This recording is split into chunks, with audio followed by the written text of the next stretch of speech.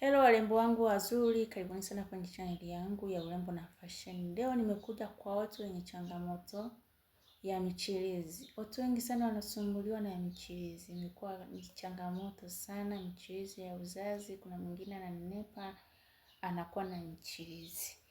Mafuta ya michirizi ni haya hapa.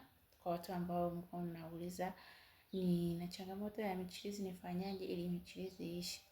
Mafuta haya hapa ni mazuri sana kama una michirizi, ni mazuri sana.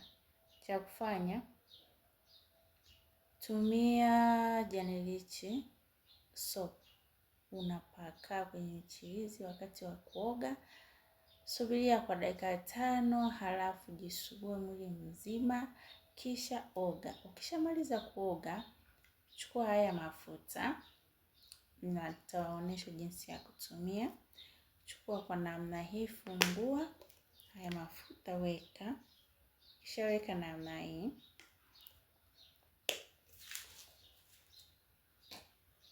Kisha weka namna hii, kama haya mafuta yako, unafanya hivi ili yapate ule umoto. Unafanya hivi. Kisha fanya hivi, unaanza sasa kupaka sehemu ya michirizi. Paka sehemu ya michirizi. Paka massage hata kwa dakika 2. Massage sehemu ya michirizi. Paka maliza kopo moja. Kama michirizi haijafifia, utaniambia. Michirizi wagi inaenda inafifia hivyo hivyo.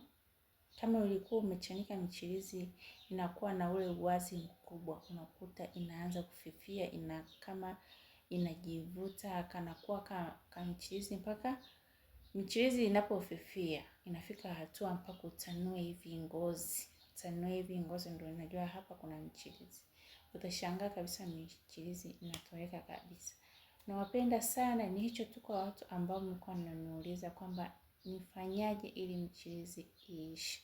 Nawapenda sana, tukutane tena kwenye video ijayo. Bye.